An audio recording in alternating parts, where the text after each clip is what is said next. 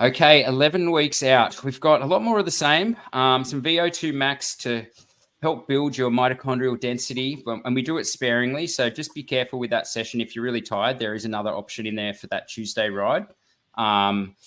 More SE work on the run. So we're using more strength endurance zone 3 style running to build up mainly the quadriceps, the impact of the run that we're going to need to do in the Ironman. That's one of the major things that holds people back, is your quads just feel like they're absolutely torn to bits about 20 kilometers in. So we're constantly trying to make those stronger, as well as, of course, the aerobic conditioning to be able to do it efficiently without burning through all your muscle glycogen. Steve, we've got an open water swim on the Sunday. A couple of wetsuit tips for the people that, even people that have done triathlon forever, might not know. Yeah, well, wetsuit swimming is exactly what you're going to do on race day. So the more you can do, the better. In terms of wearing it properly, so that you don't have as much restriction on the shoulders, you're going to have to pull it up from the back. And it's usually good to have a partner do this, or a training partner. You pull it up from the bottom, you work your way up, and then you can really release the shoulders from the back. And then a good test is to put your arm up, and if it's not pulling you down in the shoulder, then you've probably done a good job. And also, obviously, these wetsuits are pretty tight when you first buy them. Don't make the mistake of getting a new wetsuit and thinking, sweet, this will be a fast wetsuit. It's going to be like a strength workout if you haven't worn the wetsuit in. You need to really loosen the shoulders up with, I would say, around 8 to 10 swims. It takes to loosen it up. I'd also say that a lot of the wetsuit brands recommend wetsuit sizings that is quite restrictive.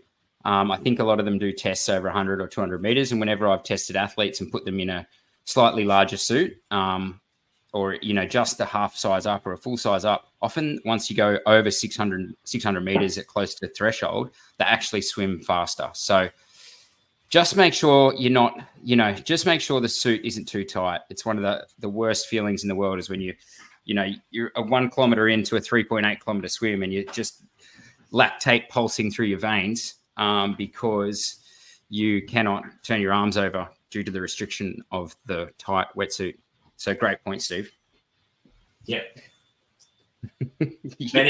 Many examples, not just myself, but athletes I've coached who have worn a new wetsuit, or they've worn their sleeves up under the wetsuit, and it's just been the worst. It's set up a bad bike ride too.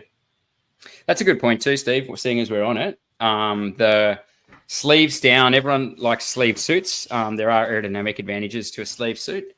And you mentioned actually having the suit around your waist under the wetsuit you think is a better option unless you're, absolutely confident that it's not going to be restrictive. I was throwing that to you as a question. So it was perfect. I just see like 5 kids going past. And I couldn't focus on the wetsuit chat with the kids just like looking at. I love it. It's perfect. Yeah. So anyway, we will just say from our opinion, for most people, we find that they actually swim better with their without having their sleeves up over their shoulders. It's just a lot of material over your shoulders while you're trying to swim hard. My race at 70.3 Worlds last year was almost ruined by it. I wore them up for the first time. My suit is too tight, and I was stressed about a short transition and putting my suit on in that short transition. But, the time I gained, I lost in the swim because my second half of my swim, I was full of lactate, and then the start of my bike, I could hardly push power with a huge lactate in the legs. And, my kind of upper aerobic was very difficult at that point, starting the bike. Yeah, absolutely.